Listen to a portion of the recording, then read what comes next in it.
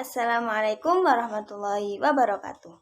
Saya Dini Melina Ifatin dari kelas pendidikan biologi 3D akan mengulas sebuah artikel jurnal yang berjudul kelainan sistem syaraf, yakni pada penyakit Bell's palsy. Mata kuliah anatomi fisiologi manusia yang diampu oleh Ibu Arifah Purnamaningrum. Dalam pembahasan kali ini saya akan menjelaskan mengenai sejarah dan pengertian Bell's palsy, etiologi, komplikasi dan terapi, patogenesis pada Bell's palsy, patofisiologi pada Bell's palsy, serta ulasan artikel jurnal mengenai Bell's palsy. Yang pertama adalah pengertian dan sejarah dari Bell's palsy. Bell's palsy merupakan kelemahan atau kelumpuhan saraf facialis perifer. Bersifat akut dan penyebabnya belum diketahui secara pasti atau idiopatik. Bell's palsy ini pertama kali diperkenalkan pada tahun 1812 oleh Sir Charles Bell, seorang peneliti dari Skotlandia yang mempelajari mengenai persyarafan otot-otot wajah. Bell's palsy adalah kelumpuhan saraf facialis perifer akibat proses non-supuratif, non-neoplasmatik, non-degeneratif, dan akibat edema di bagian saraf facialis foramen stylomastoideus atau sedikit proksimal dari foramen tersebut yang mulainya akut dan dapat sembuh sendiri tanpa pengobatan. Masalah kecacatan yang ditimbulkan dari Bell's palsy cukup kompleks, yaitu meliputi impairment atau kelainan di tingkat organ berupa ketidaksimetrisan wajah, kaku, dan bahkan bisa berakibat terjadi kontraktur, disability atau ketidakmampuan di tingkat individu berupa keterbatasan dalam aktivitas sehari-hari, berupa gangguan makan dan minum, menutup mata, serta gangguan berbicara dan ekspresi wajah. Kemudian, handicap di tingkat lingkungan berupa keterkaitan dalam profesi terutama di bidang entertainment. Dan masalah selanjutnya dari segi kejiwaan penderita Bell's palsy. Penyakit ini dapat terjadi pada semua umur dan setiap saat tidak didapatkan perbedaan insiden antara iklim panas maupun iklim dingin. Meskipun begitu, pada beberapa penderita didapatkan riwayat terkena udara dingin, baik kendaraan dengan jendela terbuka, tidur di lantai, atau bergadang sebelum penderita Bell's palsy. Selanjutnya yaitu etiologi atau penyebab dari Bell's palsy. Bell's palsy dapat disebabkan oleh beberapa indikator. Yang pertama yakni idiopatik. Sampai sekarang yang disebut Bell's palsy belum diketahui secara pasti penyebabnya. Faktor yang diduga berperan menyebabkan Bell's palsy antara lain sesudah bepergian jauh dengan kendaraan, tidur di tempat terbuka, tidur di lantai, hipertensi, stres, hiperkolesterolemi, diabetes mellitus, penyakit vaskuler, gangguan imunologi, dan faktor genetik. Kemudian kelompok yang kedua yakni kongenital. Bisa terjadi karena anomali kongenital atau sindrom Moebius. Yang kedua, pasca lahir, fraktur tengkorak, perdarahan intracranial. Kemudian, kelompok yang ketiga yaitu riwayat penyakit dari penderita Bell's palsy. Yaitu yang pertama, terdapat trauma penyakit tulang tengkorak atau osteomyelitis. Yang kedua, proses intracranial atau tumor, radang, dan perdarahan. Kemudian proses di leher yang menekan daerah Proceus stylomastoideus. Yang keempat yakni infeksi tempat lain berupa otitis media, herpes zoster. Yang kelima sindrom paralis facialis familial. Banyak kontroversi mengenai etiologi dari Bell's palsy, tetapi ada 4 teori yang dihubungkan dengan etiologi, yakni yang pertama teori iskemik vaskuler, yaitu saraf facialis dapat menjadi lumpuh secara tidak langsung karena gangguan regulasi sirkulasi darah di kanal facialis. Kemudian teori yang kedua yakni teori infeksi virus, yaitu virus yang dianggap paling banyak bertanggung jawab adalah herpes simplex virus atau HSV. yang terjadi karena proses reaktivasi dari HSV, khususnya tipe 1. Kemudian teori yang ketiga yaitu teori herediter, yaitu Bell's palsy terjadi mungkin karena kanalis fasialis yang sempit pada keturunan di keluarga tersebut, sehingga menyebabkan predisposisi untuk terjadi paresis fasialis. Kemudian teori yang terakhir yakni teori imunologi. Teori imunologi menjelaskan bahwa Bell's palsy terjadi akibat reaksi imunologi terhadap infeksi virus yang timbul sebelumnya atau sebelum pemberian imunisasi. Materi selanjutnya yaitu patogenesis dari Bell's palsy. Mekanisme Bell's palsy telah diperdebatkan selama beberapa dekade. Dengan penyebab neuropati tetap sukar dipahami dengan beberapa teori yang ada. Salah satu teori menjelaskan bahwa Bell's palsy adalah penyakit demyelisasi akut yang mungkin mempunyai mekanisme patogenesis yang mirip Guillain-Barré syndrome.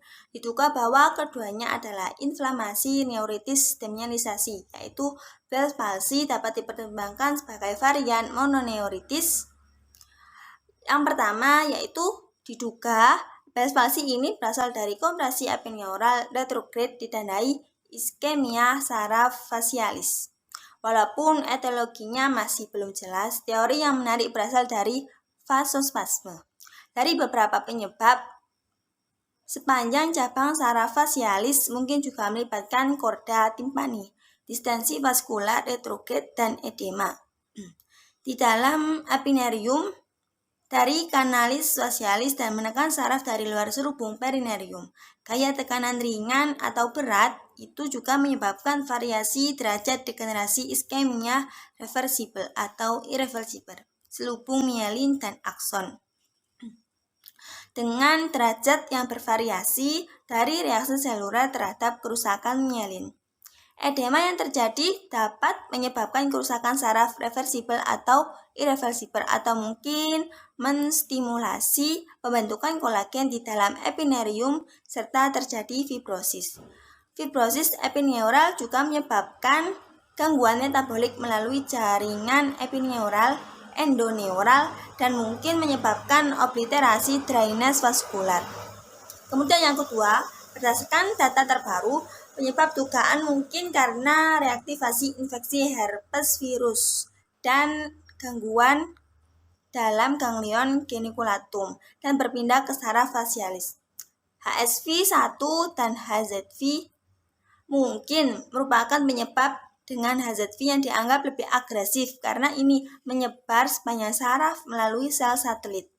Data tersebut didukung dengan berhasilnya isolasi DNA HSV1 dari cairan endoneural saraf fasialis melalui PCR selama fase akut Bell's palsy. Saraf fasialis membengkak dan mengalami inflamasi sebagai reaksi terhadap infeksi yang menyebabkan tekanan di dalam kanalis fallopian dan menyebabkan iskemia. Dalam beberapa kasus ringan, terdapat beberapa hanya di sublumbung mielin saraf. Kemudian patogenesis selanjutnya yaitu penyebab infeksi lain Bell's palsy yang diketahui meliputi adenovirus, Coxsackie virus, CMV, EBV, influenza, mumps, dan rubella. Rickettsia adalah penyebab infeksi yang jarang. Dugaan penyebab non-infeksi meliputi proses autoimun seperti ensefalopati, Hashimoto, iskemia dari aterosklerosis yang mengarah di edema saraf fasialis, dan familial dengan sekitar 4-8% penderita Bell's palsy mempunyai riwayat keluarga yang serupa. Materi selanjutnya yaitu patofisiologi Bell's palsy. Dapat dilihat dari gambar anatomi saraf wajah yang terdapat di PPT. Yang pertama, saraf fasialis keluar dari otak. Di angulus pontocerebralis memasuki meatus acousticus internus. Saraf selanjutnya berada di dalam kanalis fasialis, memberikan cabang untuk ganglion ptericopalatina. Sedangkan cabang kecilnya ke musculus stapedius dan bergabung dengan korda timpani pada bagian awal dari kanalis fasialis. Segmen labirin merupakan bagian yang tersempit yang dilewati saraf fasialis. Foramen metal pada segmen ini hanya memiliki diameter sebesar 0,66 mm. Kemudian selanjutnya yaitu otot-otot wajah diinversi saraf fasialis. Kerusakan pada saraf fasialis di meatus acusticus internus atau karena tumor di telinga tengah karena infeksi atau operasi di kanalis fasialis perineus Bell's palsy atau di kelenjar parotis karena tumor akan menyebabkan distorsi wajah dengan penurunan kelopak mata bawah dan sudut mulut pada sisi wajah yang terkena. Ini terjadi pada lesi lower motor neuron atau LMN. Lesi upper motor neuron atau UMN akan menunjukkan bagian atas wajah tetap normal karena saraf yang menginversi bagian ini menerima serat kortikobulbar dari kedua korteks cerebral. Kemudian, lokasi kerusakan saraf fasialis diduga dekat atau di ganglion geniculatum. Jika lesi proksimal dari ganglion geniculatum, kelemahan motorik itu diikuti dengan abnormalitas pengecapan dan autonom lesi antara ganglion geniculatum dan korda timpani yang menyebabkan efek yang sama, namun tanpa gangguan lakrimasi. Jika lesi berada pada foramen stylomastoideus, ini mungkin hanya menyebabkan paralisis pada wajah saja. Kemudian, apa sih gejala yang terjadi pada penderita Bell's palsy? Dapat dilihat pada gambar. Pada awalnya, penderita merasakan ada kelainan di mulut pada saat bangun tidur, menggosok gigi atau berkumur, minum atau berbicara. Setelah merasakan adanya kelainan di daerah mulut, maka penderita biasanya memperhatikan lebih cermat. Mulut tampak moncong terlebih pada saat meringis, kelopak mata tidak dapat dipejamkan atau lack of thalamus. Waktu penderita disuruh menutup kelopak matanya, maka bola mata tampak berputar ke arah atas atau bola mata lebih condong ke atas, ke depan. Penderita tidak dapat bersiul atau meniup. Apabila berkumur atau minum, maka air keluar melalui sisi mulut yang lumpuh. Ada beberapa diagnosis yang bisa menyatakan orang tersebut diketahui menderita Bell's palsy. Yang pertama yaitu virus herpes zoster. Inflamasi saraf fasialis dan ganglion geniculat yang disebabkan oleh virus Varicella zoster. Biasanya itu diikuti dengan peningkatan vesikular pada membran mukosa faring, vesikel pada konka atau saluran pendengaran eksterna yang sering melibatkan saraf vestibulocochlearis. Terdapat gejala prodromal sebelum seperti malaise, sakit kepala, dan juga demam. Kemudian diagnosis yang kedua adalah Lyme disease. Sering bilateral pada daerah endemik dan diketahui disebabkan oleh gigitan kuku atau erythema corynecum migrans. Kemudian facial diplegia. Sering disebabkan oleh karena Guillain-Barré syndrome. Juga dapat disebabkan oleh sarkoidosis yang dikenal sebagai Gifford syndrome. Kemudian diagnosis yang ketiga, yang keempat, sarkoidosis. Granuloma sarkoid mempunyai kecenderungan untuk lebih mempengaruhi saraf fasialis daripada saraf kranial lainnya. Gejala akut diikuti dengan demam, pembesaran kelenjar parotis, dan juga uveitis.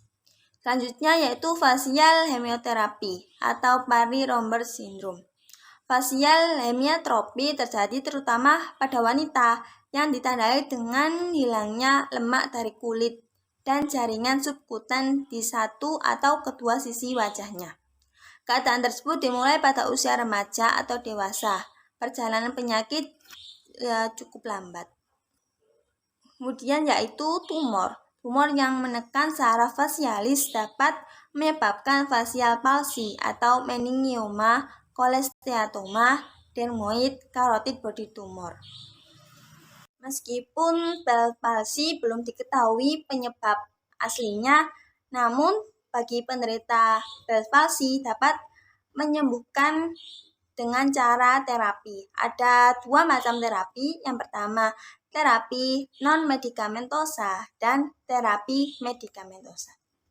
Terapi non-medikamentosa dapat dilakukan yang pertama dengan penggunaan selotip untuk menutup kelopak mata saat tidur dan eye patch untuk menyegah pengeringan kornea.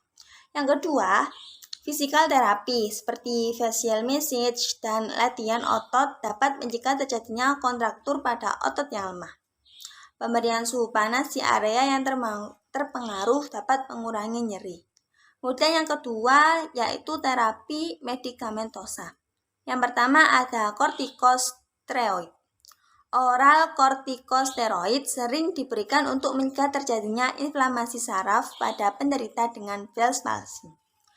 Prednis biasanya diberikan dengan dosis 60-80 mg per hari selama 5 hari dan di tapering off 5 hari selanjutnya.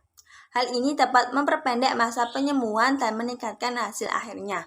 Kemudian terapi medikamentosa yang kedua yaitu dengan antivirus.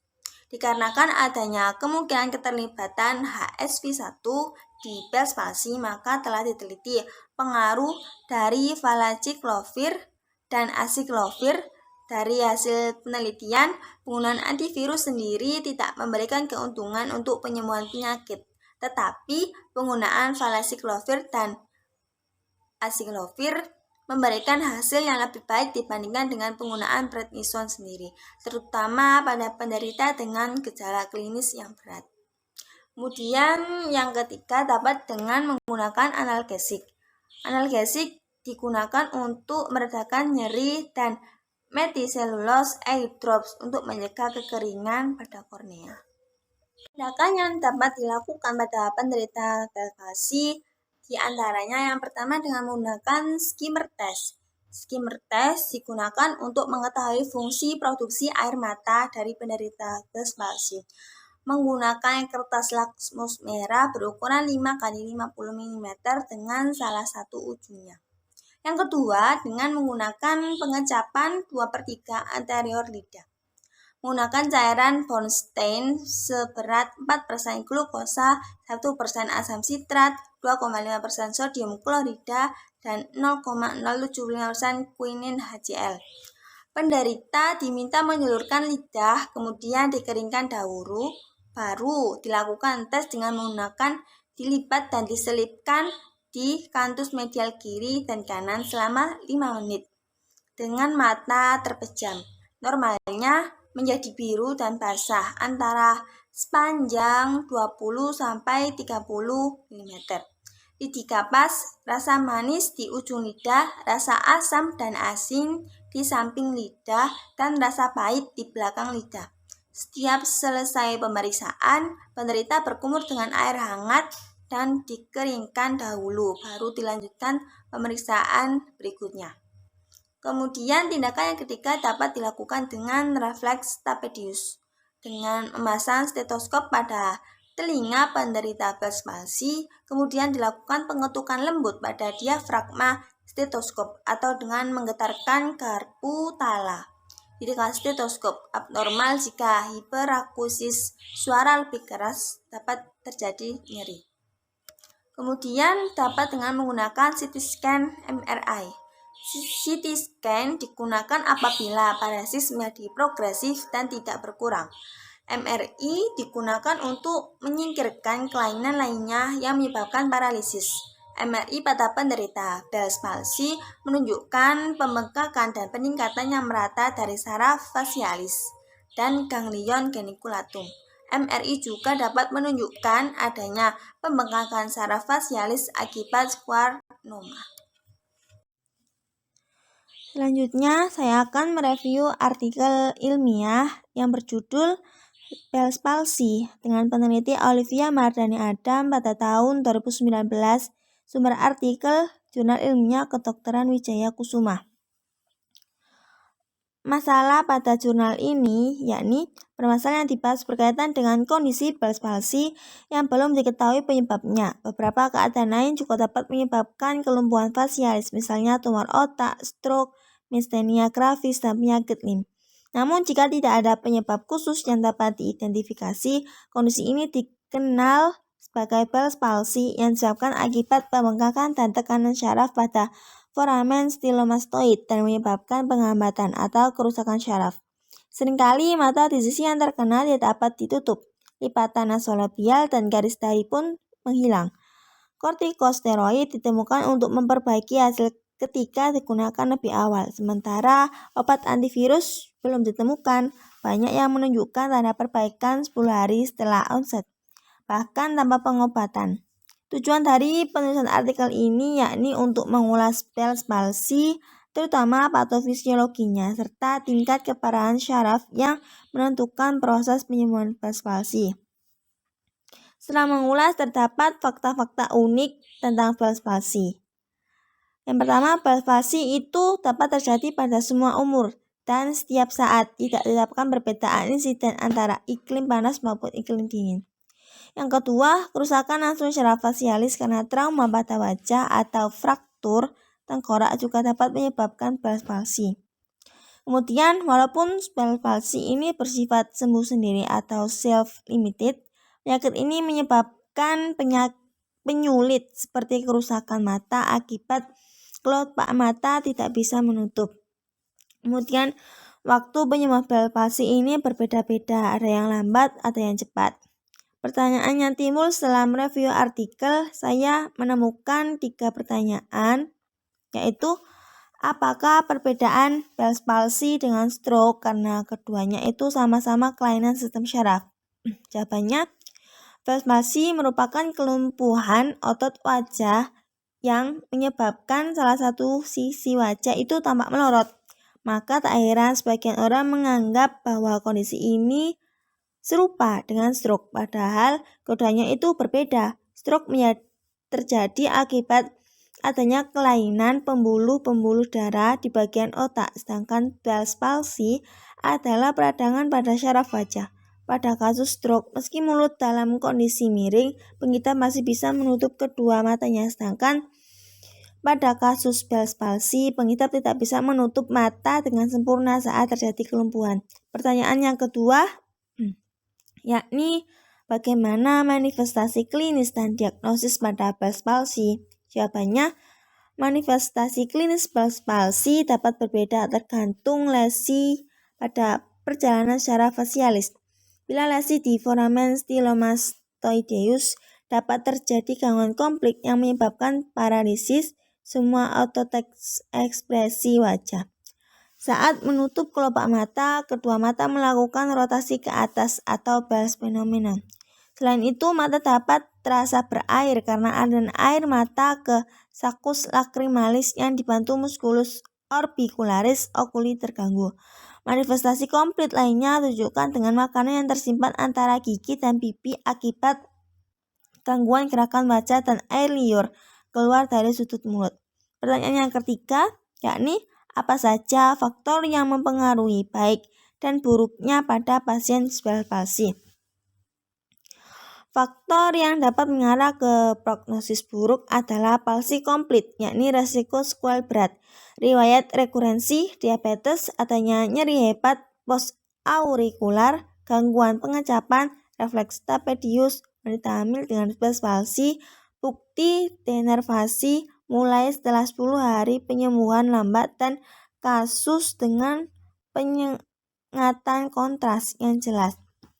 Faktor yang dapat mendukung ke prognosis baik adalah paralisis spasial incomplete pada fase akut, penyembuhan total, pemberian kortikosteroid dini, penyembuhan awal dan atau perbaikan fungsi pengecapan dalam minggu pertama.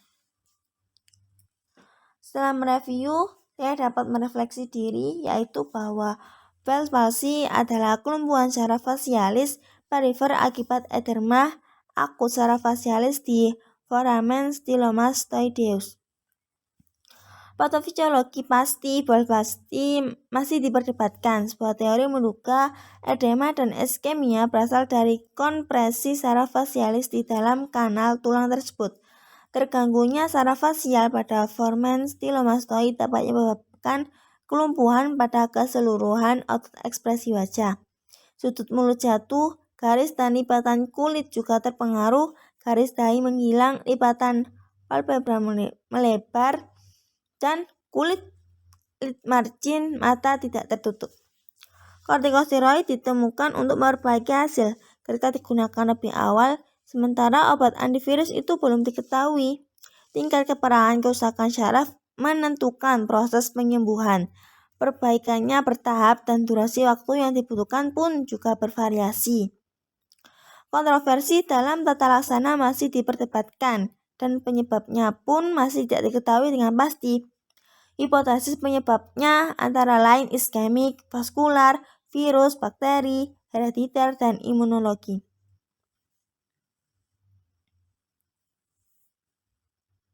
Komplikasi pada Bell's palsy yang pertama, jangka panjang cenderung muncul apabila penderita terserang palsi komplit sehingga paralisis di satu sisi wajah.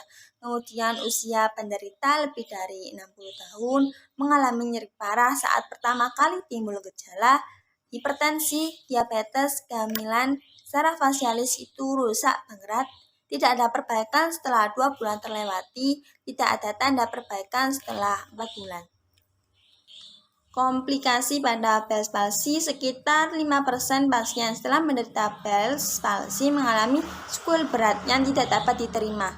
Beberapa komplikasi yang sering terjadi akibat Bell's palsy adalah yang pertama, regenerasi motor incomplete, yaitu regenerasi suboptimal yang menyebabkan paresis seluruh atau beberapa muskulus fasialis. Kemudian regenerasi sensorik incomplete yang menyebabkan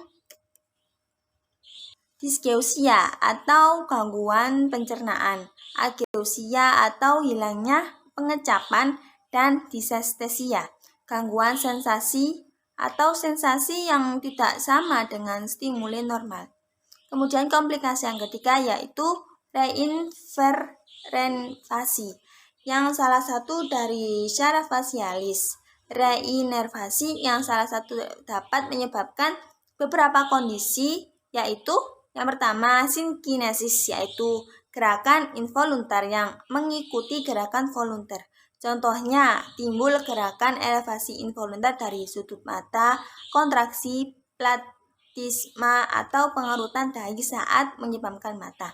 Kemudian yang kedua, crocodile phenomenon, yang timbul beberapa bulan setelah paresia akibat regenerasi yang salah dari serabut otonom. Contohnya, air mata pasien keluar pada saat mengkonsumsi makanan. Itu saja yang dapat saya sampaikan dalam mengulas artikel jurnal sistem syaraf dengan penyakit kelainan Bell's palsy. Semoga dapat menambah wawasan dan bermanfaat bagi kita semua. Assalamualaikum warahmatullahi wabarakatuh.